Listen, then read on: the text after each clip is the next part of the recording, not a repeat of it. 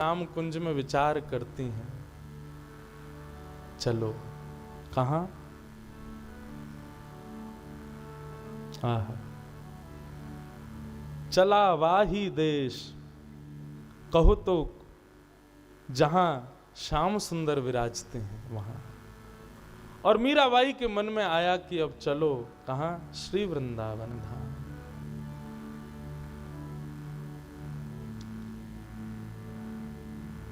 चलो रे मन श्री वृंदावन धाम, चलो रे मन श्री वृंदावन धाम, चलो रे मन श्री वृंदावन धाम, श्री वृंदावन धाम, चलो रे मन श्री वृंदावन धाम, चलो रे मन श्री वृंदावन धाम, चलो रे मन श्री वृंदावन धाम, चलो रे मन श्री वृंदावन।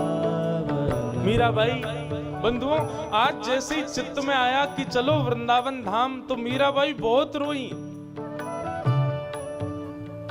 सखियों ने आकर के पूछा, आप रो क्यों रही हैं? मीराबाई बोली, मैं इसलिए रो रही हूं, इतने दिन से मेरे मन में क्यों नहीं आया कि मैं वृंदावन चलूं। इतनी पीड़ा विपत्तियां मैं सहती रही, कितनी बार मन में आया कि मेड़ता आ जाऊं, लेकिन मुझे इस बात की ग्लानि हो रही है, कभी मेरे चित्त में यह भाव प्रकट क्यों नहीं हुआ कि मैं वृंदावन चलूं। तभी एक संत मीराबाई, अच्छा मीराबाई अब जहां जाती है संत वैष्णवों की टोली संग चलती है। तभी एक संत बोले, हम बताएं क्यों नहीं आई? बोले क्यों? बोले इतने दिन से ठाकुर जी तुमको याद कर रहे थे, लेकिन मीराबाई अब तुमको श्री जी ने याद किया है, अब तुमको वृंदावनेश्वरी श्री राधा रानी याद कर रही हैं। और जैसे ही सुना वृंदावनेश्वरी हमारी किशोरी जी याद कर रही है, मीराबाई नाचने लगी। श्री वृंदावन धाम, चलो रे मन श्री वृंदावन धाम, चलो रे मन श्री वृंदावन धाम। वृंदावन में यमुना किनारा, वृंदावन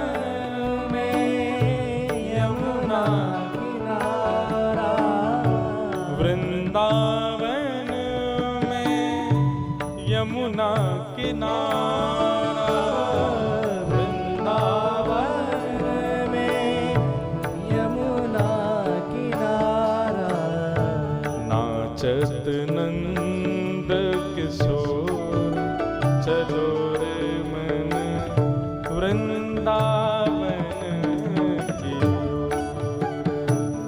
नाचत नंद किशोर, चलो रे मन वृंदावन। और मीराबाई अब पहले तो चित्तौड़ छोड़ के आई हैं, और अब मेड़ता से भी समस्त वैष्णव भक्त वृंद जो मीराबाई के संग रहते हैं, सबके संग अपने लाल जी को गोद में लिए निकल पड़ी वृंदावन की ओर।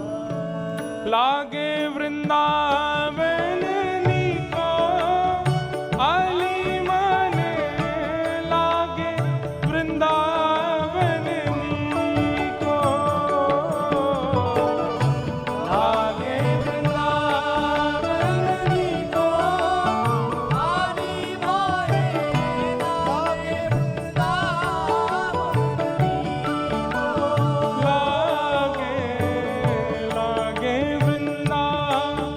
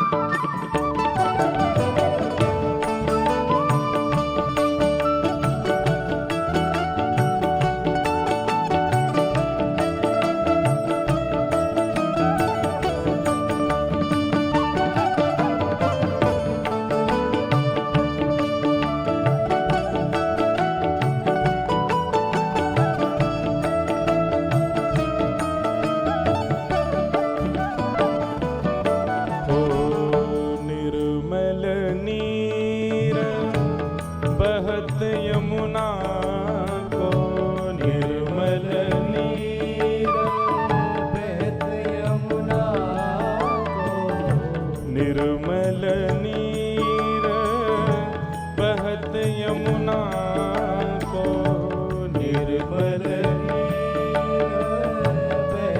यमुना भोजन दूध दही को आली महे लागे वृंदावन भोजन दूध दही को आली महे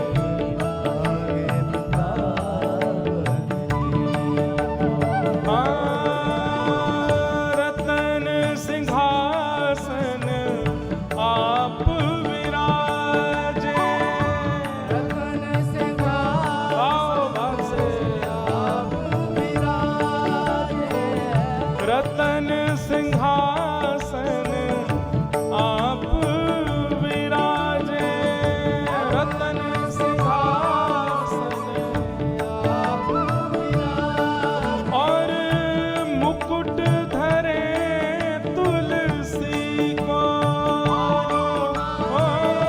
मुकुट धरे तुलसी को मुकुट धरे तुलसी को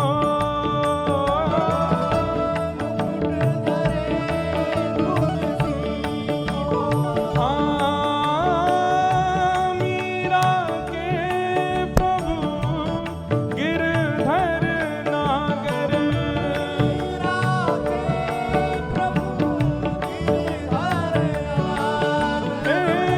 मीरा के प्रभु गिरधर नागर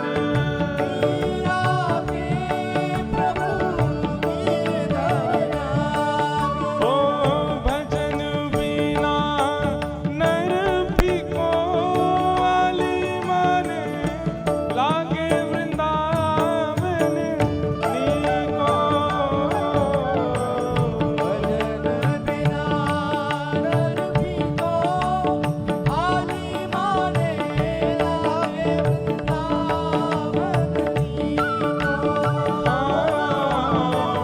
लागे वृंदावन नीको आली मोहे लागे वृंदावन नीको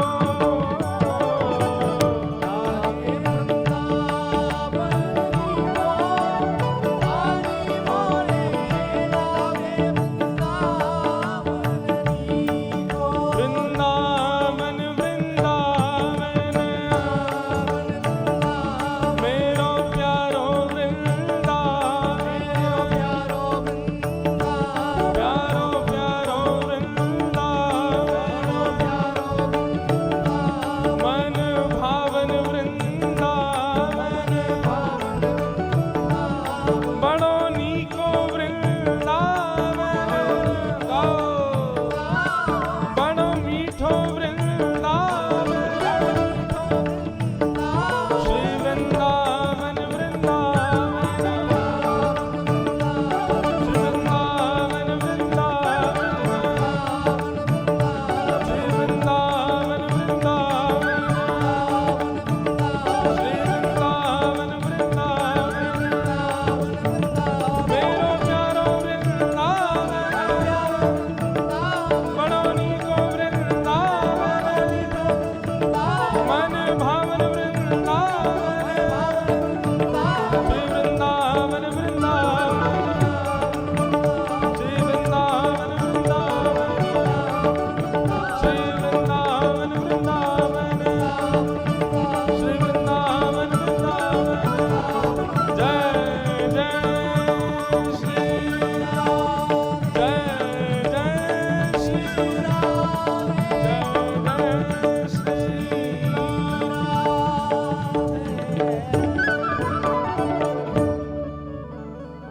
बोलो वृंदावन धाम की वृंदावन की चेतना आते ही वृंदावन की चित्त में स्थिति आते ही मीराबाई प्रसन्न हो गई और साधु ने कह दिया कि अब तक तो श्याम सुंदर तुमको स्मरण कर रहे थे परंतु अब वृंदावन की स्मृति हो रही है तो निश्चित श्री जी तुमको याद कर रही है मीराबाई चलो वृंदावन। मीराबाई बंधुओं, वृंदावन मीराबाई जैसे जाती है ना, वो प्रसंग पढ़ के ना जाने कितनी बार नेत्रों में आंसू आए। चलते चलते मीराबाई रुक जाती हैं, वहीं पर ही गिर जाती हैं। इतना विरह, आनंद भी हो रहा है और विरह भी हो रहा है। कहीं पर नदी, पहाड़, हरियालियों को एक साथ देखती तो मीराबाई बोली, अरे वृंदावन आ गया, वृंदावन आ गया, वृंदावन आ गया। देखते ही नाचने लग जाती, कूदने लग जाती, आनंदित हो जाती। सखियों के हाथ पकड़ के, जो संत महापुरुष संग होते थे, वैष्णव जन होते थे, सबके साथ फिर सब समझाते, मीराबाई अभी वृंदावन दूर है। और जैसे ही बताते दूर है, सोई मूर्छित होकर गिर जाती। कितना दूर है अभी, मेरा असली देश तो वही है, मेरा सर्वस्व तो वृंदावन ही है। मैं अभाग्नि, इतने वर्षों बाद वृंदावन जा रही हूं। ऐसे कभी चेतना, कभी अचेत होते होते मीराबाई वृंदावन पहुंची। वृंदावन आने के बाद में कितने दिन तक तो मीराबाई को चेतना ही नहीं आई। उसके बाद जैसे तैसे थोड़ा चैतन्य हुई, तब वृंदावन को प्रणाम किया। संग में आए हुए कुछ सेवक भी थे। मीराबाई ने खूब मना किया उनको कि भाई आप लोग अपने अपने घर में रहो, पर वे लोग बोले कि हमारा तो सर्वस्व आप ही हो, आपने हमारे भीतर भक्ति जगा दी, अब उसको हम नष्ट कैसे करें, अब आप ही हमारा सर्वस्व हो। आप गिरधर लाल को देखते हो, हम आपको देखते हैं, आप में ही हमको गिरधारी दिखते हैं। तो मीराबाई के साथ कुछ 2-3 सेविकाएं रहती हैं। वृंदावन भ्रमण करती हैं तो सबको तो वृंदावन के गली, मोहल्ले, मंदिर आदि दिखते हैं, लेकिन मीराबाई जब वृंदावन में घूमती है तो उनको हर स्थान पर, पहली बार वृंदावन गई हैं, लेकिन सखियों के हाथ पकड़ कर, ये ना ये भांडीर वन है, यहाँ पर ठाकुर जी ने ये लीला की थी, ये चीर घाट है, यहाँ गोपियों के चीर लेके ठाकुर जी चढ़ गए थे। थोड़ी आगे जाकर के वहां दिखाती, बोली ये काली दय, यहाँ पर कालिया नाग के ऊपर ठाकुर जी ने नृत्य किया था। सखियां बोली, भाई जी, भाई साहब, आप तो पहली बार आई हो वृंदावन, आपको कैसे पता कहाँ क्या कैसी लीला हुई? बोले मुझे दिख रही है लीला।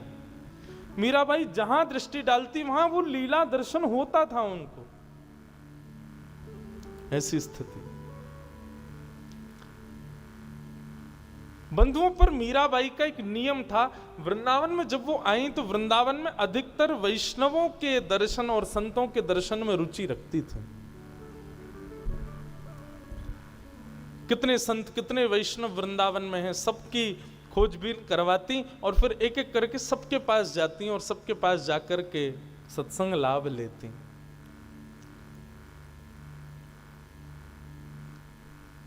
चैतन्य महाप्रभु की परंपरा में श्री जीव गोस्वामी पाद वृंदावन में विराजते थे। मीराबाई को जब पता चला कि इतने श्रेष्ठ संत विराजते हैं तो मीराबाई दर्शन करने गई। जैसी दर्शन करने गई तो द्वार पर कुछ सेवकों ने मीराबाई को रोक दिया। मीराबाई बोली, मैं महाराज जी का दर्शन करना चाहती हूं, आपकी आज्ञा हो तो मैं आ जाऊं भीतर। सेवक जन भीतर गए। भीतर जाके बोले, महाराज, एक मेड़ता की राजकुमारी और मेवाड़ की महारानी भक्त बन गई है, उसका नाम बड़ा प्रसिद्ध चल रहा है सब जगह, नाम है उसका मीरा, वो आई है, आपका दर्शन करना चाहती।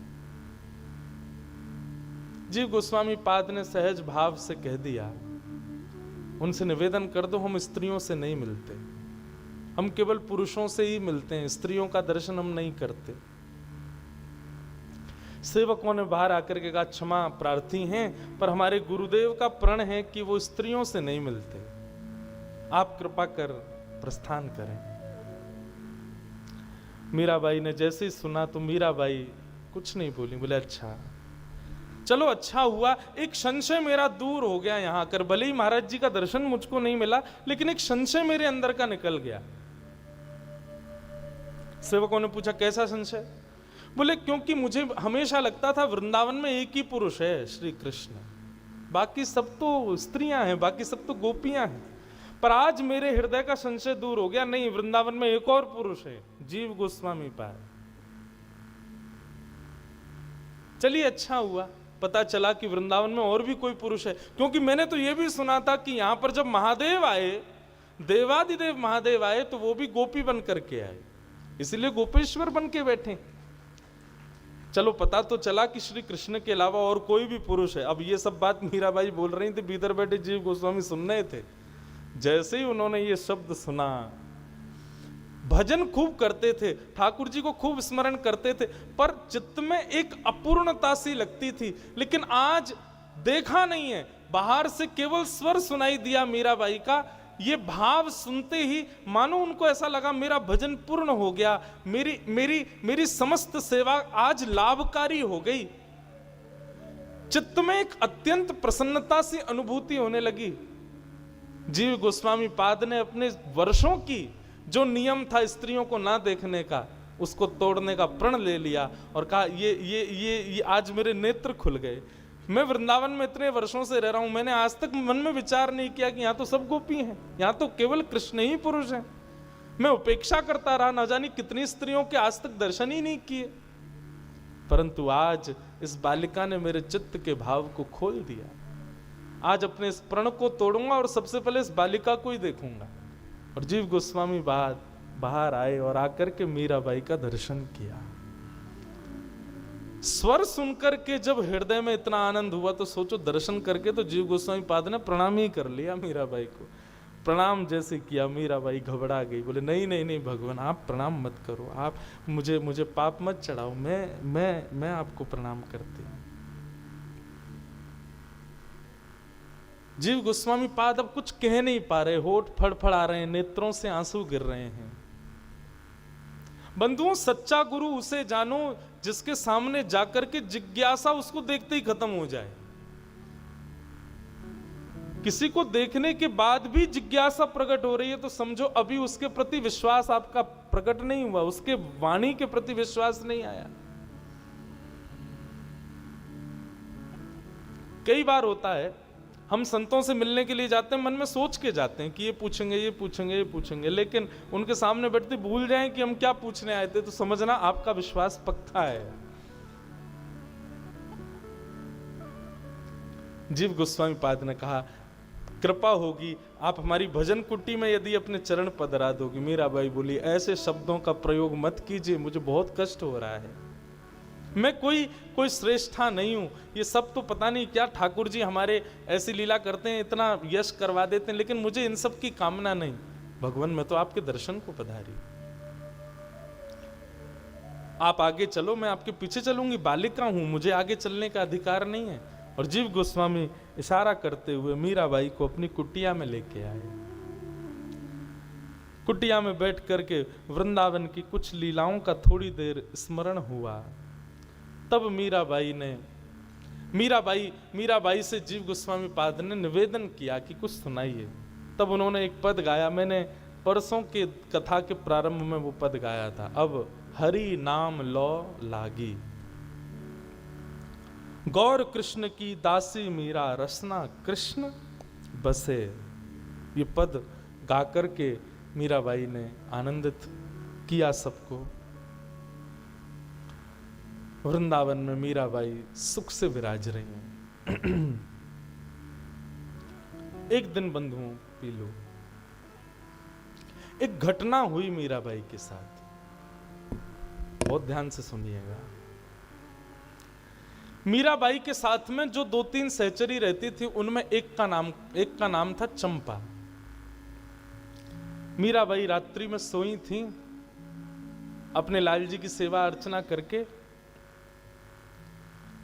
वृंदावन में कहां कहां गई, क्या क्या देखा, किन किन से मिला, ये स्मृति करते हुए मीराबाई सोती थी। रात्रि में जैसे नींद आई मीराबाई की, थोड़ी नेत्र लगे, इतने में ही एक जोर के उच्चाटन की आवाज कक्ष में हुई और हड़बड़ा करके मीराबाई उठी। उठ करके जैसे ही उन्होंने बगल में देखा तो जो 3 दासियां साथ में थी, उनमें चंपा नाम की एक दासी, उसने बिल्कुल राजकुमारियों जैसा अपना श्रृंगार किया हुआ है, कानों में सुंदर कुंडल धारण किए हैं, गले में हीरों की माला पहनी हुई है, मतलब जैसे एक विवाहिता नारी अपना श्रृंगार करती है, ऐसा श्रृंगार करके वो सामने खड़ी है। मीराबाई तो उसके रूप को देखने लगी और वो मीराबाई को देख के मंद मंद मुस्कुरा रही है, मानो जैसे चंद्रमा की तरह उसमें से किरण प्रकट हो रही है, ऐसा मीराबाई को अनुभव हुआ। मीराबाई बोली, चंपा ये क्या हुआ, तू इतनी सज-धज के क्यों खड़ी है, ये तेरे पास इतना श्रृंगार आया कहां से? चंपा धीरे धीरे मीराबाई के पास आई और अधरों पर अपनी उंगली रख के मानो उनको शांत किया और उच्चारण करती है, माधवी चल मेरे साथ। ये मुझे माधवी क्यों कह रही है? चंपा तुझे क्या हुआ, तू मुझे माधवी क्यों बोल रही है? चंपा ने फिर उंगली रखी, बोले मतलब शांत रहो, चलो मेरे साथ। और मीराबाई का हाथ पकड़ करके चंपा आगे आगे चल रही है। सेवा कुंज में रहती थी मीराबाई, हमारा पुराना घर सेवा कुंज में ही है। जिस भवन में मीराबाई रहती थी उस कक्ष के जैसे ही बाहर मीराबाई आई चंपा के साथ अर्धरात्रि का समय, तो वृंदावन जैसा वो देखती थी वैसा दिख नहीं रहा था, और जैसा उनकी अनुभूति में आता था वैसा भी नहीं था, कुछ अलग ही था। जैसे वायु स्पर्श करती है वैसे मीराबाई के कान में मानो कृष्ण, माधव, गोपाल, मधुसूदन, हरि ये सारे नाम स्पर्श कर रहे थे। अनंत गोपियां कृष्ण की चर्चा करती हुई यहां से वहां घूम रही थी, हाथ पकड़ करके चंपा आगे आगे चल रही थी। तभी एक नव कुंज के अंदर मीराबाई को अपने हाथ से लेकर के चंपा जैसे ही पहुंची, उस कुंज में दो अत्यंत सुंदरी गोपियां वो चंपा के पास गईं और जाकर के बोली, अरे उसका कोई पूर्व नाम था, उस नाम से उच्चारण करके कहा, आ गई तू, बड़े दिन में आई है। और ये, अरे ये तो माधवी है ना हमारी। बोले हाँ माधवी है। सब जाकर के माधवी को गले लगाने लगे। मीराबाई बोली, ये कौन है सब, मुझे गले क्यों लगा रहे हैं, मुझे माधवी क्यों बोल रहे हैं?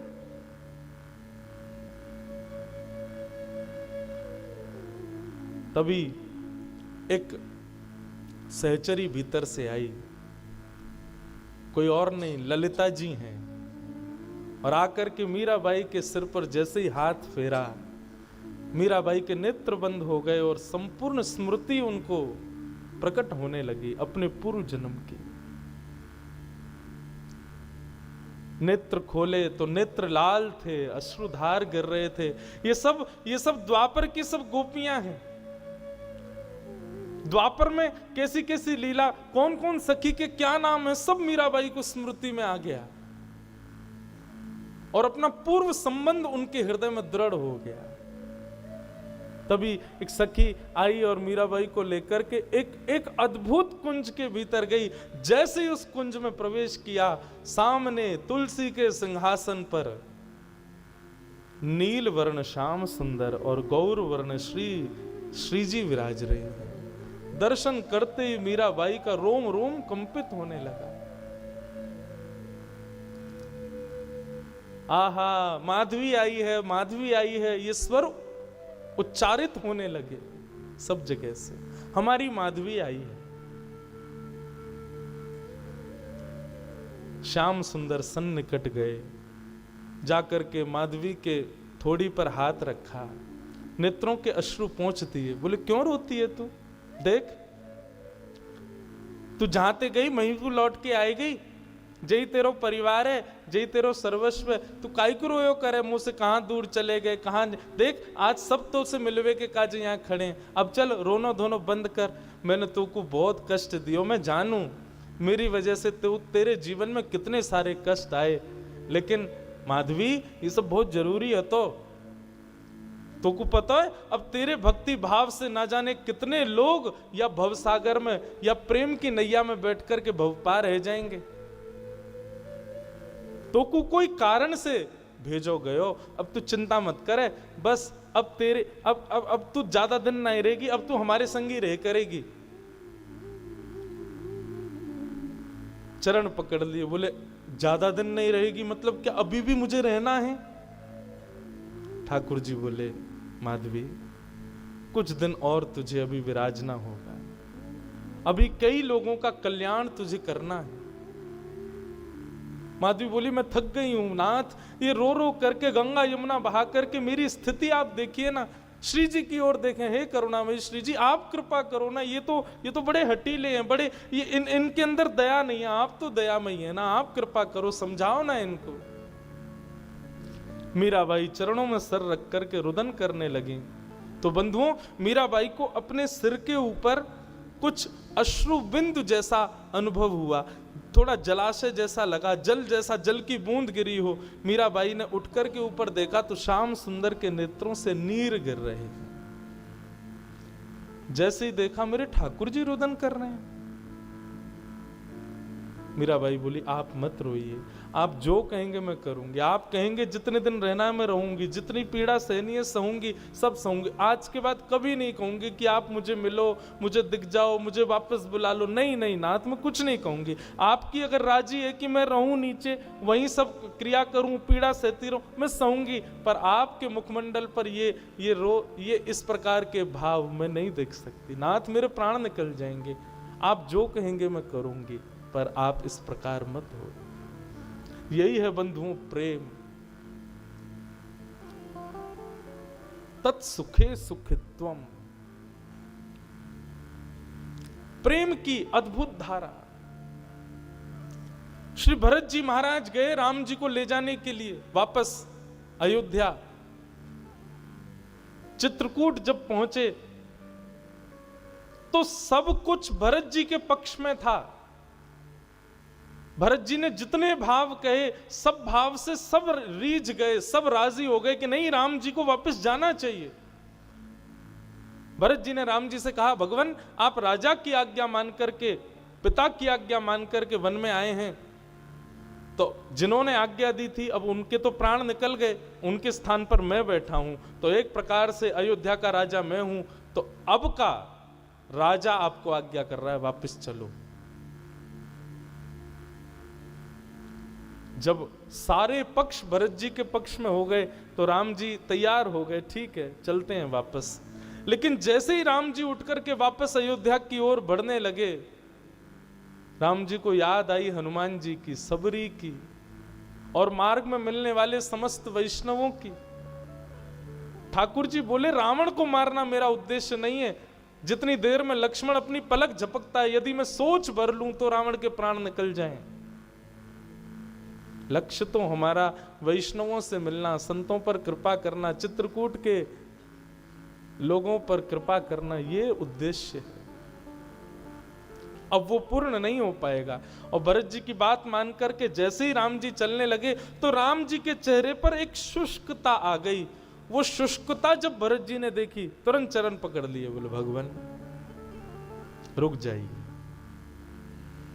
मेरी प्रसन्नता के लिए मेरे नाथ को यदि कष्ट हो रहा है तो मुझे वो प्रसन्नता नहीं चाहिए। मैं आपको अयोध्या ले जाऊं लेकिन उसमें आपको कष्ट हो तो मैं काय बात का सेवक हूं। आप विराजिए वन में, पर 14 वर्ष पूर्ण होने के एक अधिक दिन भी ज्यादा हुआ तो प्राण त्याग दूंगा। इसलिए हमारी मानस जी में भरत जी के प्रेम को वृंदावन की गोपियों के प्रेम के समान बताया गया, क्योंकि गोपियों का प्रेम, भरत जी का प्रेम तत्सुखे सुखित्वम, जिसमें हमारा प्रियतम प्रसन्न है उसमें हम प्रसन्न हैं। कोई जिद नहीं है, कोई अभिलाषा नहीं है। मीराबाई का यही प्रेम है, नाथ में रहूंगी, आप आज्ञा कर दे मैं रहूंगी।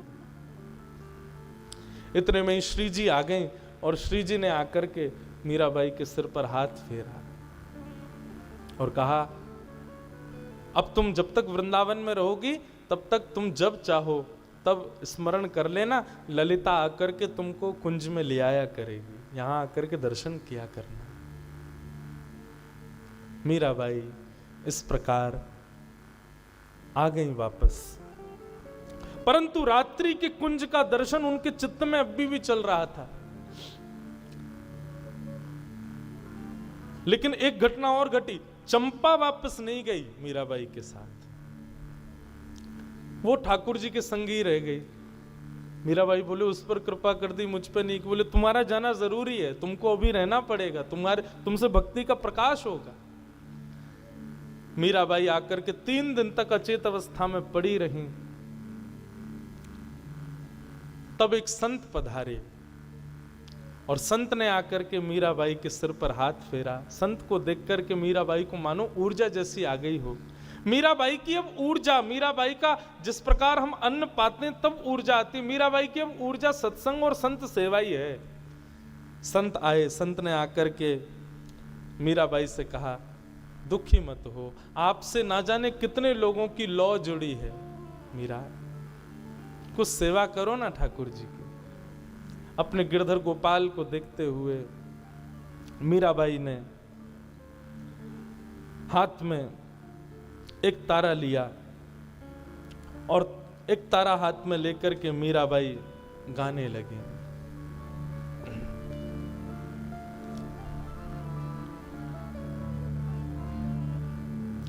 चाकर रहे सू बाग लगासू, नित उठ दर्शन पासू, वृंदावन री कुंज गलन में हरि की लीला गासू। श्याम मने चाकर राखो जी, श्याम मने चाकर राखो जी, श्याम मने चाकर राखो जी, श्याम मने चाकर राखो जी। गिरधारी मने चाकर राखो जी,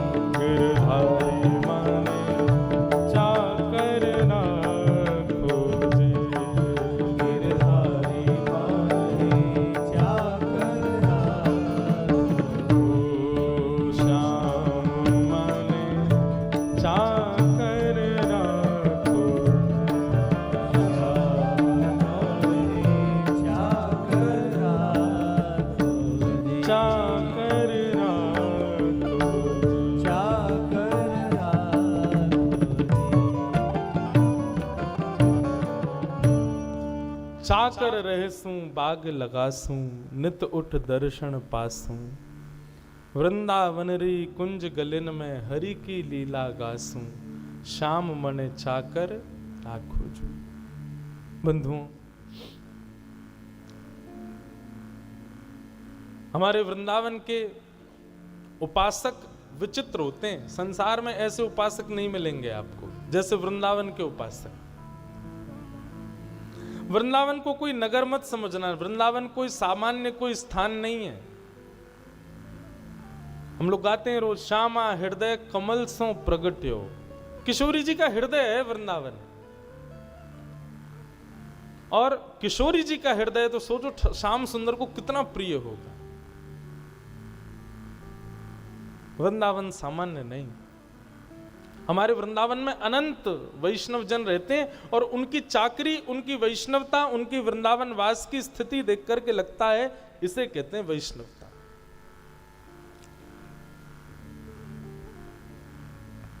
मीराबाई वृंदावन में रहती हैं, संतों के पास जाती हैं, दर्शन करती हैं और रात्रि में लीला का दर्शन करती हैं। लीलाओं में प्रवेश करके वहां का अनुभव करती हैं श्याम सुंदर का। ऐसा मीराबाई का भाव।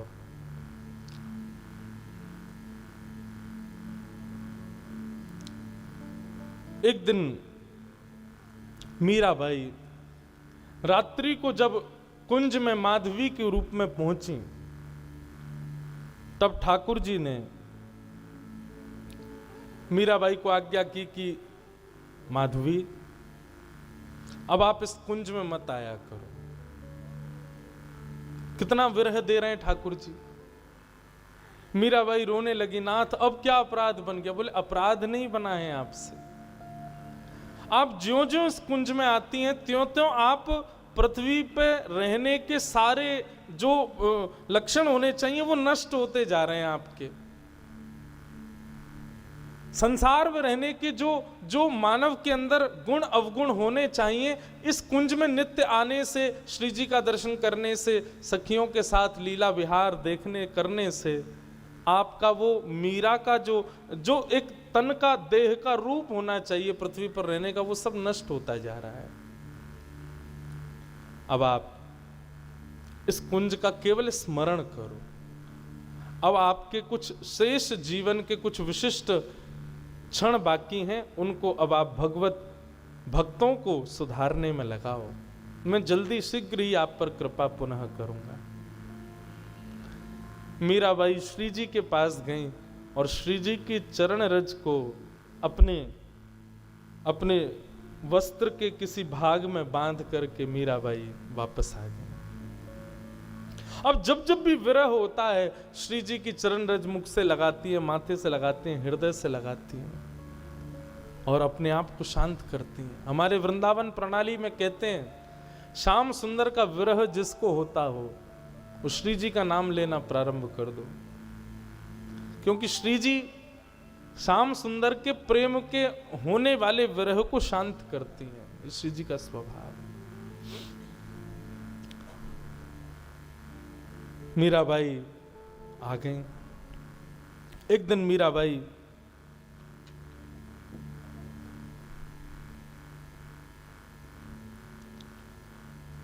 गोवर्धन की परिक्रमा लगाते हुए श्याम कुंड, कृष्ण कुंड, राधा कुंड आदि दर्शन कर रही थीं।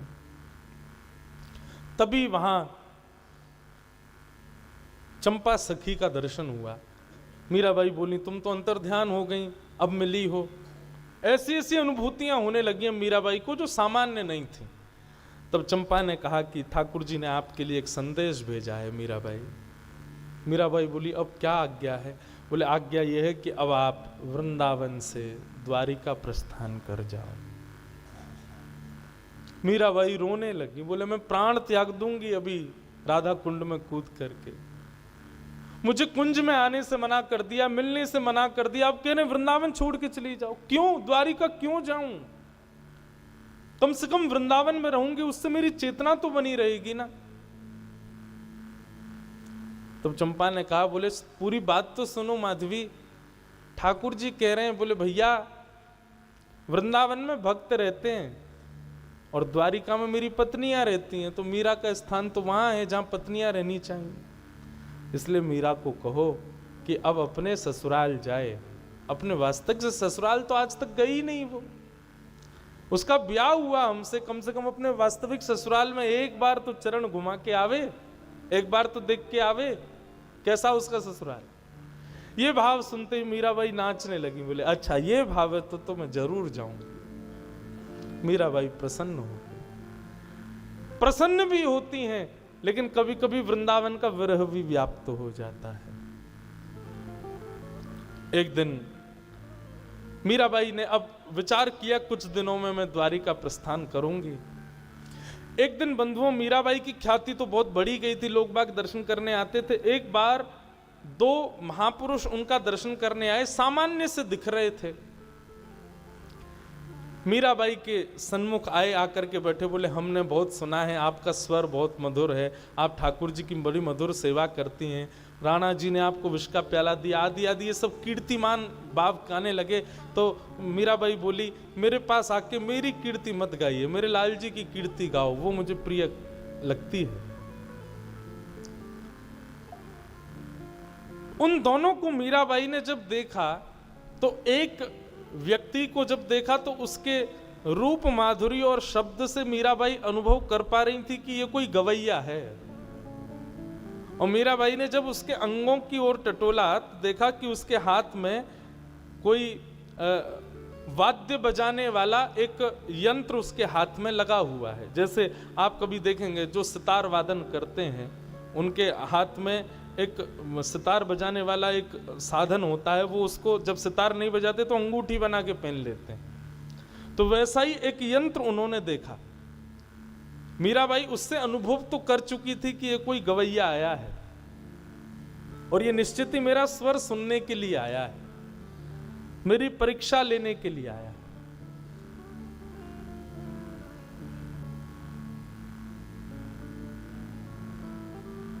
देश मीराबाई बैठी थी, उसने निवेदन किया कि आप कुछ फरमाइए ना, ठाकुर जी के सामने कुछ सुनाइए। मीराबाई का बंधुओं चरित्र पूरा पदों से ही भरा हुआ है। इतने पद हैं कि ना चाहते हुए भी, मैं तो बहुत कम गाता हूं, लेकिन मीराबाई के तो हर भाव में एक पद विद्यमान है। मीराबाई से जब कहा कि आप कुछ सुनाइए, मीराबाई ने बहुत सुंदर एक पद गाया। बंधुओं, ये जो दो युवक आए थे, ये कौन थे पता है? एक तो था बादशाह अकबर और दूसरा था तानसेन। ये दोनों छद्म वेश धारण करके आए थे मीराबाई को सुनने के लिए। बादशाह अकबर आगरा में कोई नया किला बनवा रहा था, तभी किसी ने आकर के कहा, बोले आप वृंदावन जाओ, वहां पे मीराबाई आई हुई हैं। और बादशाह का एक नियम था कि ये जो था ना अकबर, इसका बंधुओं, इसके कभी कभी मुझे ऐसा लगता है इस पर वैष्णवों की बड़ी कृपा, इसने कितने संतों के दर्शन किए। एक बार तानसेन कुछ गा रहा था तो अकबर बोला, तुमसे अच्छा दुनिया में कोई गाने वाला होगा नहीं, मुझे ऐसा लगता है। तो तानसेन ने एक नदी थी, पोखरा था, जो भी था, उसमें उंगली डुबोई और बाहर निकाल करके एक बिंदु जैसी टपकी नीचे, तो बोले महाराज मेरा गाना तो इस बिंदु के समान है, मेरे गुरुदेव का गायन तो इस सरोवर के समान है। अकबर बोला, देखो ये बड़ी बड़ी बातें मत करो, मुझे गाना नहीं आता लेकिन सुनना बहुत अच्छा आता है, और मैं ये कह सकता हूं कि तुमसे अच्छा गायक दुनिया में कोई नहीं है। ये तो तुम अपने गुरु की प्रशंसा कर रहे हो जबरदस्ती। तानसेन बोला, नहीं महाराज, आप मेरे गुरु को सुनेंगे तो कुछ कह ही नहीं पाएंगे। कौन है तुम्हारे गुरु? बोले वृंदावन बिहारी लाल को जिन्होंने प्रकट किया, अनन्य रसिक स्वामी श्री हरिदास जी महाराज मेरे गुरु हैं। अच्छा चलो, हमको उनका गाना सुनना है।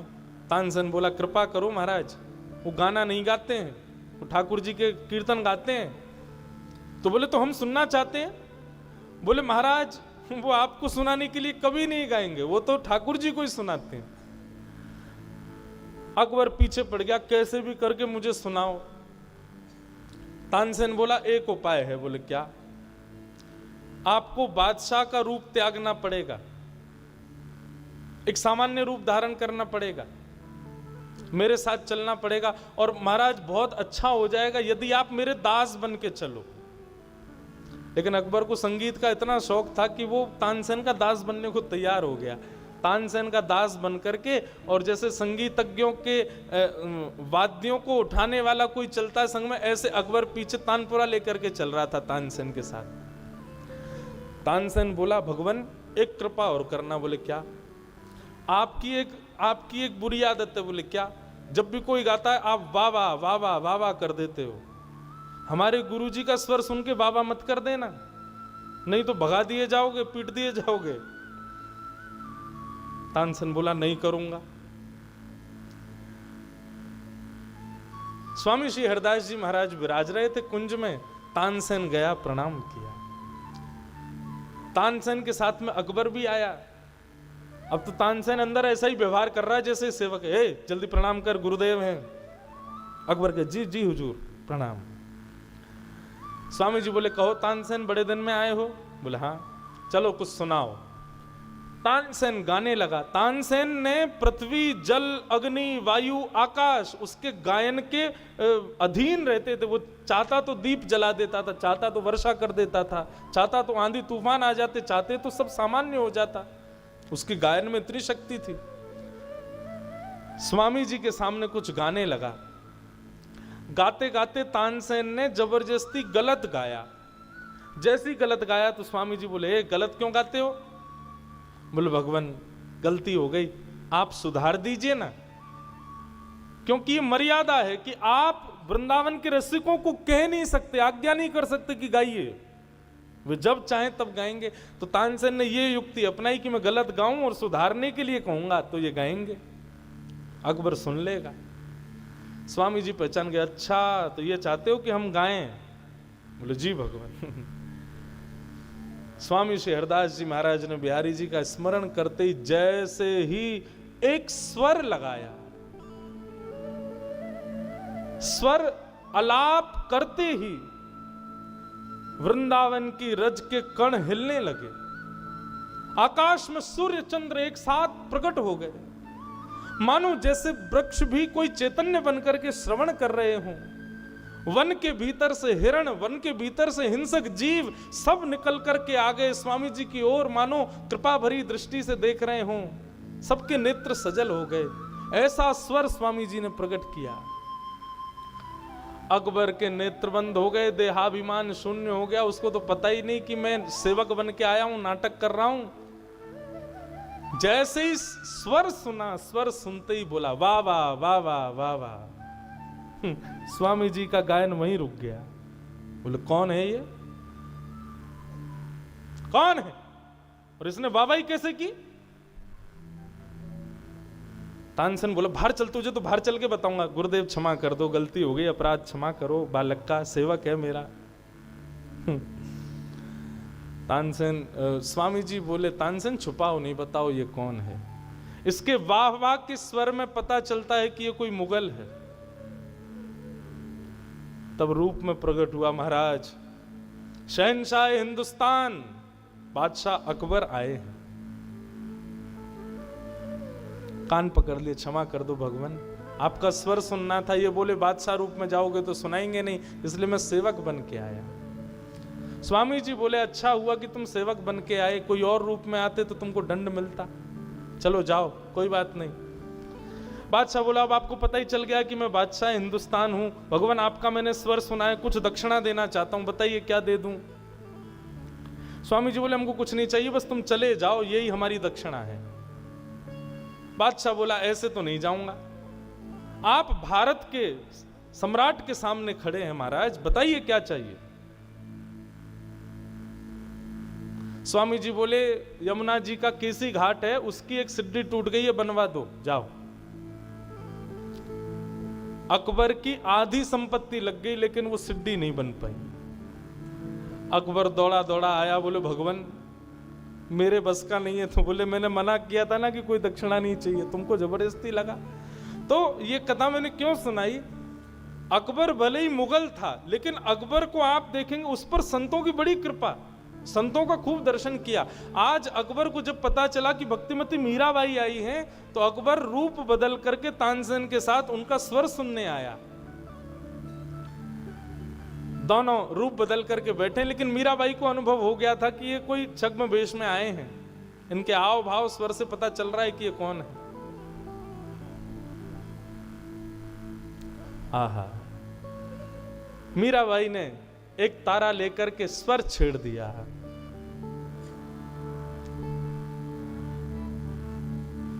गोकुल रो ब्रजवासी म्हारो गोकुल रो ब्रजवासी,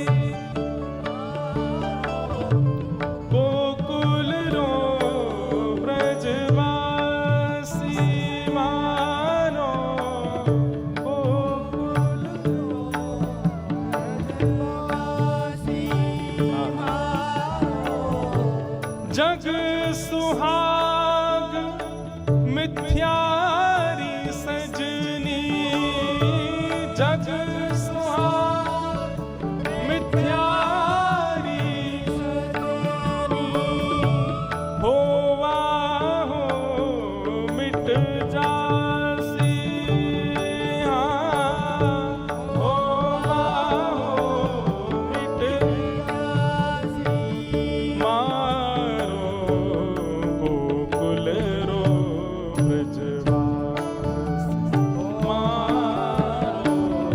गोकुल रो ब्रजवासी, मारो गोकुल रो ब्रजवासी।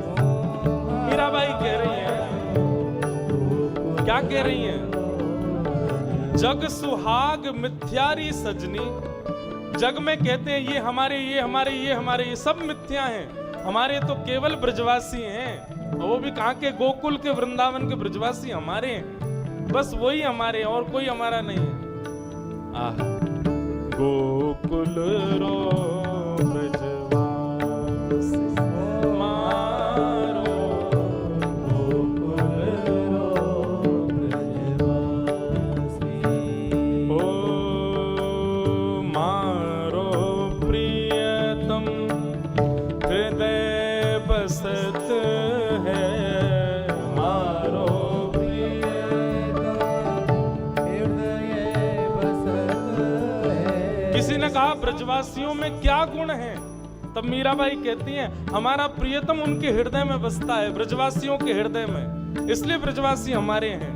मारो प्रियतम हृदय बसत है, मारो प्रियतम हृदय बसत है, दरस लाहा सुख राशि, ओ दरस लाहा सुख राशि, हाँ मीरा रे प्रभु हरि अविनाशी।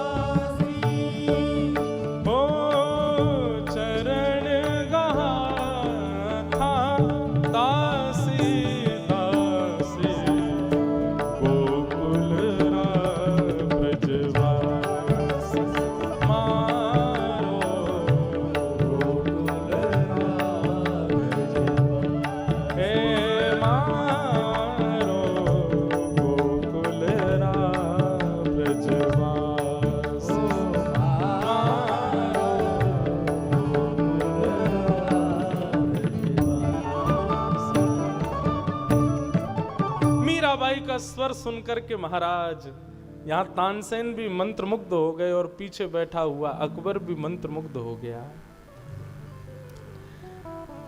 अकबर ने अपने जेब से एक सुंदर आभूषण निकाल करके मीराबाई के सामने रखा। मीराबाई के स्वर निकल पड़ा, झांपना मुझे नहीं, इनको अर्पित कीजिए। झांपना शब्द सुनते ही वो तो पानी पानी हो गया। बोले आपने झांपना क्यों कहा? बोले क्या आप बादशाह अकबर नहीं है? अकबर तो नतमस्तक हो गया, जय हो, क्षमा करें। और निश्चित ही आपके साथ में आए हुए राग रागनियों के मूर्धन्य विद्वान ये तानसेन है। तानसेन भी नतमस्तक हो गया। ऐसी मीराबाई। अकबर दर्शन करके आनंदित हो गया। अकबर और तानसेन के ऊपर मीराबाई ने कृपा की, उनको अपना स्वर सुनाया और अब मीराबाई की घड़ी आई द्वारिका प्रस्थान की। मीराबाई द्वारिका को प्रस्थान करने लगी। अनंत संत वैष्णव जनों की टोली मीराबाई के साथ वृंदावन से द्वारिका को प्रस्थान करने लगी।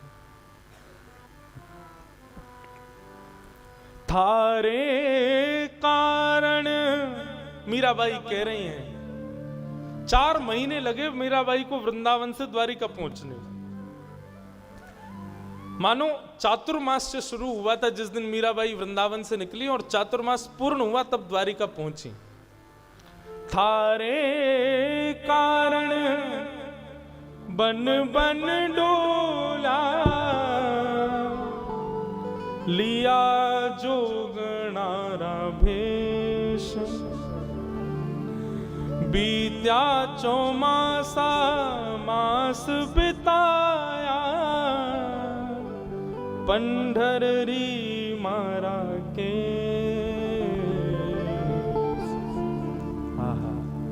मीराबाई 4 महीने चलते चलते आनंद कीर्तन करते हुए द्वारिका पधारी। द्वारिका में आकर के मीराबाई जहां भी जाती है वहां उनको श्याम सुंदरी दिखते हैं।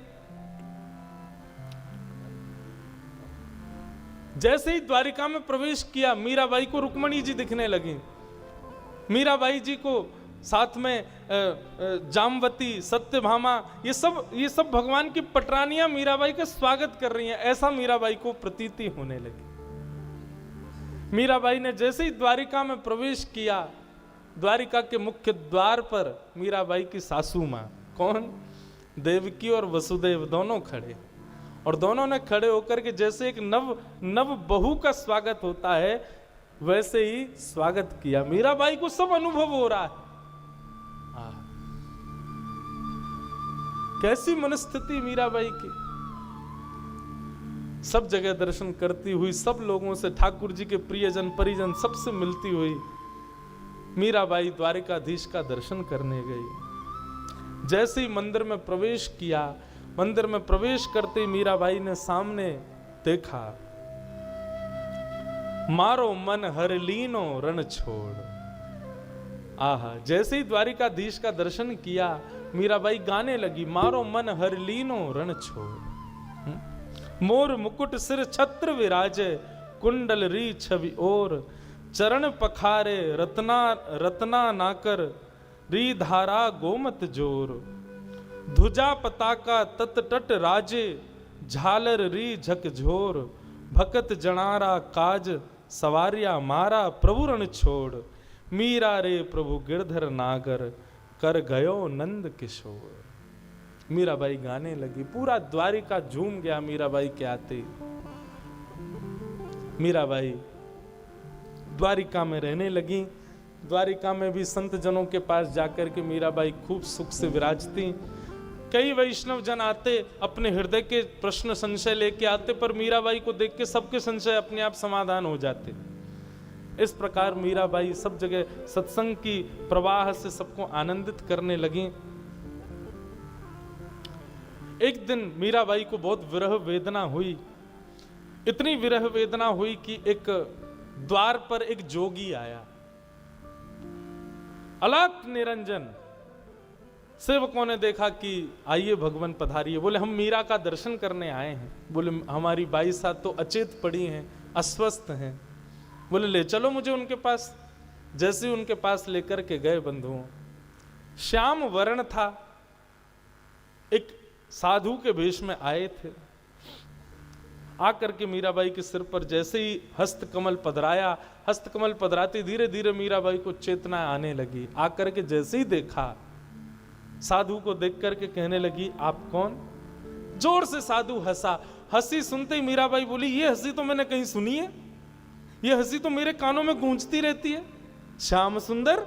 जैसे ही श्याम सुंदर कहा, बोले अरे हम श्याम सुंदर नहीं है, आपकी तो दृष्टि ऐसी हो गई है, जिसको देखती हो श्याम सुंदर ही दिखते हैं आपको। हम श्याम सुंदर नहीं है, हम तो साधारण संत हैं। नहीं नहीं, आप श्याम सुंदर हो, आप निश्चित श्याम सुंदर। अरे हमारा वर्ण देख के आपको लग रहा होगा हम श्याम सुंदर नहीं है। मीराबाई की दृष्टि अब ऐसी होने लगी, वो जिसको देखती है उसमें श्याम सुंदर का एक गुण भी होता है। कोई रूप से भले ही सांवला ना हो, लेकिन नेत्र थोड़े से कटाक्ष हो, श्याम सुंदर। किसी की चाल थोड़ी सी बाकी हो तो ये श्याम सुंदर, घुंघराले केश हो तो वो भी श्याम सुंदर, श्याम वर्ण का कोई दिख जाए तो ये भी श्याम सुंदर। सब जगह जैसे जैसे भक्ति के रूप प्रकार श्रीमद् भागवत में बताए गए बंधुओं, एक एक करके समस्त प्रकार मीराबाई में प्रकट हो गए।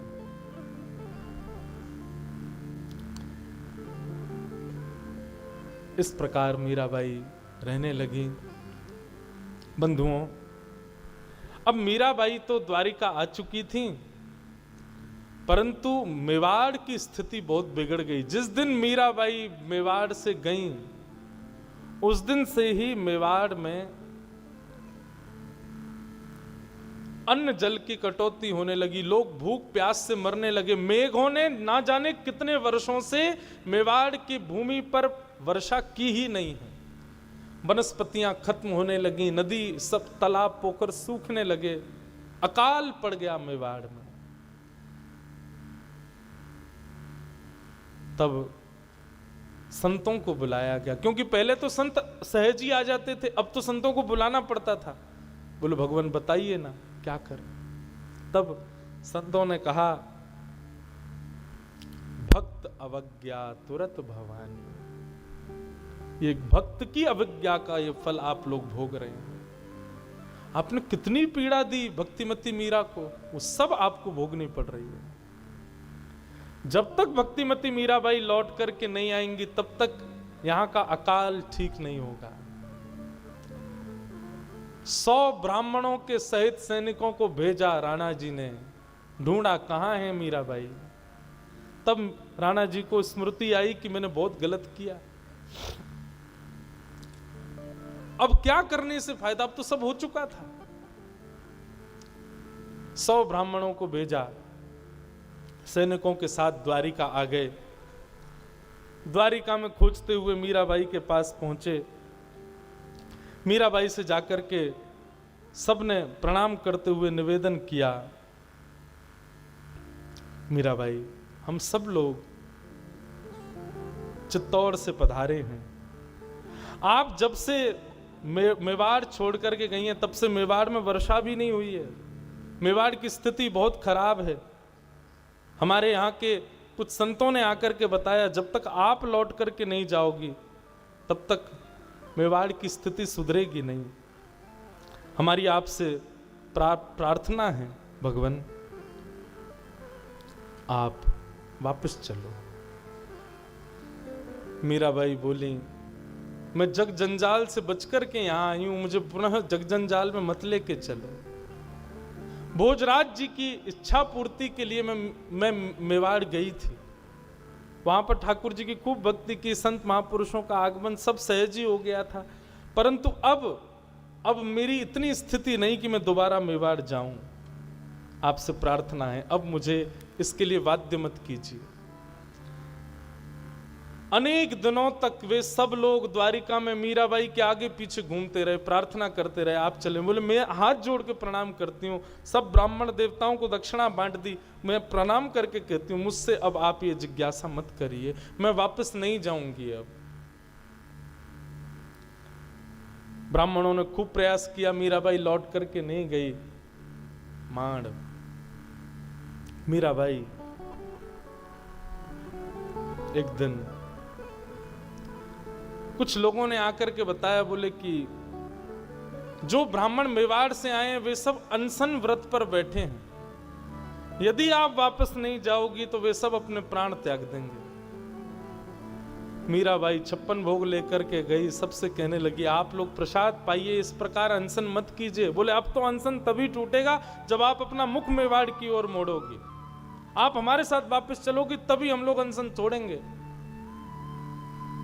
मीराबाई बड़ी दुविधा में पड़ गई, क्या करूं।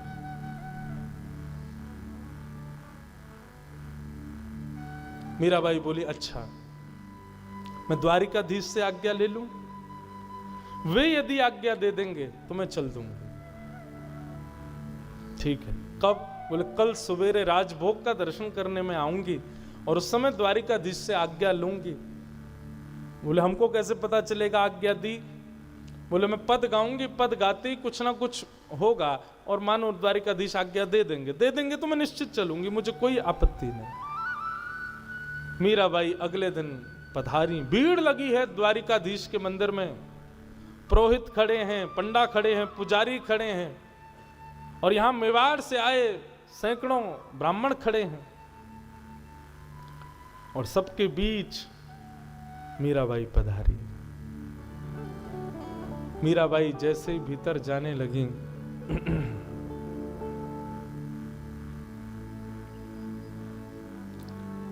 ब्राह्मणों ने रोका नहीं। पुजारी जी से कहा कि मैं भीतर जा सकती हूं, ठाकुर जी से कुछ चर्चा करनी है। सब ने मार्ग दे दिया। मीराबाई भीतर गई, द्वारिकाधीश को अपलक नेत्रों से देखने लगी। नाथ अब क्या आज्ञा है आपकी? सब संसार छोड़ दिया, सब सह लिया, सब कुछ कर लिया, परंतु आज मेरे सामने ऐसी स्थिति आई, अब दोबारा मुझे उसी संसार में उड़ेला जा रहा है। नाथ अब जो आप आज्ञा करेंगे मैं वो करने को तैयार हूं, मैं तो हार चुकी नाथ। और मीराबाई सामने बैठ करके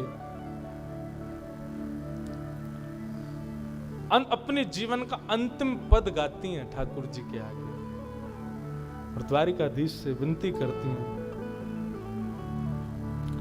साजन साजन सुध ज्यों जनो त्यों लीजो, साजन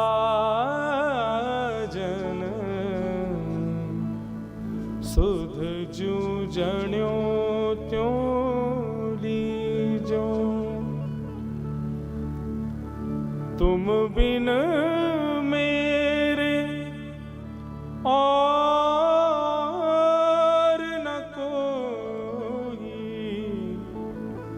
तुम बिन मेरे और न कोई, कृपा राबरी कीजो, ओ कृपा राबरी कीजो, प्रियतम सुध ज्यों जनो त्यों लीजो, साजन सुध ज्यों जनो त्यों लीजो। दिवस न भूख रैन नहीं निद्रा, यूं तन पल पल छीजे, दिन में मुझे भूख नहीं लगती, रात में मुझे नींद नहीं आती, ऐसी मेरी तन की स्थिति हो चुकी है नाथ, अब आप ही मेरे हो। दिवस न भूख रैन नहीं निद्रा, यूं तन पल पल छीजे, मीरा रे प्रभु गिरधर नागर, हे मीरा रे प्रभु गिरधर नागर, मिल बिछुरन मत दीजे, बिन मिल बिछुरन मत लीजे साजन सुध जूझणो तुम लीजे। मिल बिछरण मत दीजे, मीरा के प्रभु गिरधर नागर मिल बिछरण मत दीजे, मिल बिछरण मत दीजे, मिल बिछरण मत दीजे। ये पंक्ति बार बार मीराबाई गाने लगी। अब आप मिल गए हो, अब मुझे अपने से दूर मत करो नाथ। ज्यों ज्यों मीराबाई ये पंक्ति गाने लगी, 4 बार तो मीराबाई ने इस पंक्ति को गाया। जैसे ही 5वीं बार गाने लगी, मिल बिछरण मत दीजो, आधी पंक्ति ही हुई थी, अपने आप द्वारिकाधीश मंदिर के घंटे घड़ियाल बजने लगे, पड़े पड़े शंखों में अपने आप ध्वनि